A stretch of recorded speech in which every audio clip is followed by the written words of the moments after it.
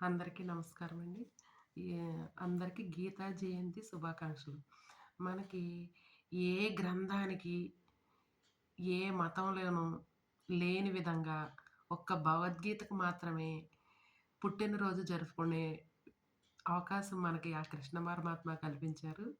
ఆహ్, భగవద్గీత మన జీవన గీత. గీత చదువుకో రాత మార్చుకో అన్నారు కదా! గీత చదవడమే కాదు, దాన్ని మన జీవితానికి అన్వయించుకుంటే మనం చాలా ఉన్నతంగా ఎదిగి ప్రతి ఒక్కరికి ఆదర్శంగా జీవించవచ్చు. దానికి ఉదాహరణ నా జీవితమే. ఎందుకంటే ఈ భగవద్గీత చదవడం వలన నా జీవితంలో నేను చాలా విషయాలు చాలా త్వరగా తెలుసుకున్నాను.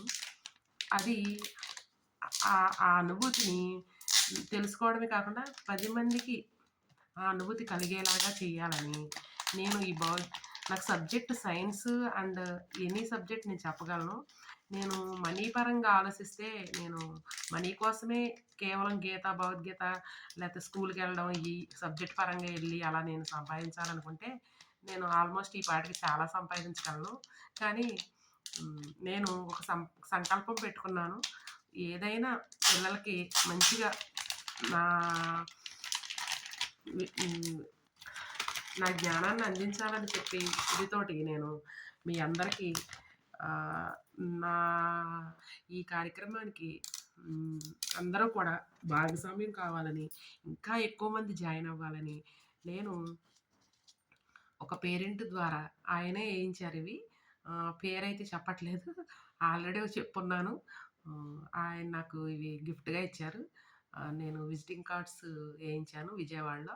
అవి నేను మొన్న ఊరెళ్ళినప్పుడు తీసుకొని తెచ్చాను. ఇవి ఈరోజు ఓపెన్ చేసి ప్రతి ఒక్కళ్ళకి ఈ ఈ విజిటింగ్ కార్డ్ ఇవ్వాలని, ఇంకా ఎక్కువ మంది పిల్లలు క్లాసెస్‌కి జాయిన్ అవ్వాలని, నా భగవద్గీత వీడియోలు నిరంతరం చూస్తూ, ఇన్‌స్పైర్ అవుతూ, ఇంకా మంచిగా వారి జీవితాన్ని నిర్మించుకోవాలని ఆహ్, నాకు చాలా ఆనందంగా, ఆహ్లాదంగా, ఉత్సాహంగా ఉంది. నాకు గీతా జయంతి అంటే చాలా ఇష్టమైన రోజు. ఈరోజు చాలామంది నాకు సన్మానం చేస్తామని చాలామంది ఫోన్‌లు చేశారు. నాకు అలాంటివి పెద్ద ఇష్టముండదు.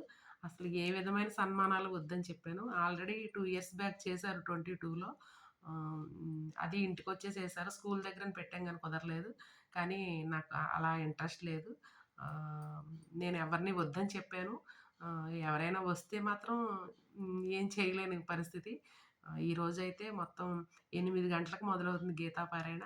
నాతో ఎవరైతే గీతాపారాయణ చేద్దాం అనుకుంటారో వాళ్ళు నాకు చిన్న మెసేజ్ పెడితే నేను మీ అందరికీ గ్రూప్ కాల్ చేస్తా. అవసరమైతే చిన్న గ్రూప్ ఏర్పాటు చేస్తా ఇప్పటికిప్పుడు. ఎందుకంటే మరి అందరిని యాడ్ చేసుకోవాలి కదా! నాకు జూమ్ యాప్ పనిచేయట్లేదండి. కొంచెం ఫోనే ప్రాబ్లమ్‌గా ఉంది. మీరందరూ కూడా ఈ గీతాపారాయణలో పాల్గొనాలని, ఒకవేళ నాతో పాటు మీరు ఆ వీడియోలో చూడడానికి అవకాశం లేకపోతే కనీసం 8-10 మీరు కూర్చొని మీ మీ ప్లేసుల్లో చదివినా సరే ఓకే. ఎందుకంటే ఈరోజు మనం మర్చిపోలేని రోజుగా ఉంచుకోవాలి. మార్గశిర శుద్ధ ఏకాదశి. ఈ ఏకాదశి రోజునే భగవద్గీత శ్రీకృష్ణుడు చెప్పబడింది. కాబట్టి ఈ మంచి అవకాశాన్ని మనం అందరం సద్వినియోగం చేసుకోవాలని, బయట వాతావరణం కూడా చల్లటి వాతావరణం. అదే సమ్మర్ అలా అనుకోండి చెమటలు కారుతుంటే ఎవ్వరం కూడా ఎక్కువగా భక్తి మార్గంలోకి వెళ్ళాం. అందుకే చూడండి ఎక్కువగా ఈ మాసాల్లోనే ఎక్కువ ఆహ్, దీక్ష తీసుకుంటా ఉంటారు స్వాములు. మనకి ఈ అవకాశం ఇచ్చిన భగవంతుడికి, ఆ కృష్ణ పరమాత్మకి మరొక్కసారి జయనాదాలు చెప్తూ కృష్ణం వందే జగద్గురుం. ఓం శ్రీకృష్ణ పరబ్రహ్మణే నమః. సర్వం శ్రీకృష్ణ పరబ్రహ్మార్పణమస్తు. సర్వే జనా సుఖినో భవంతు. నమస్కారం అండి.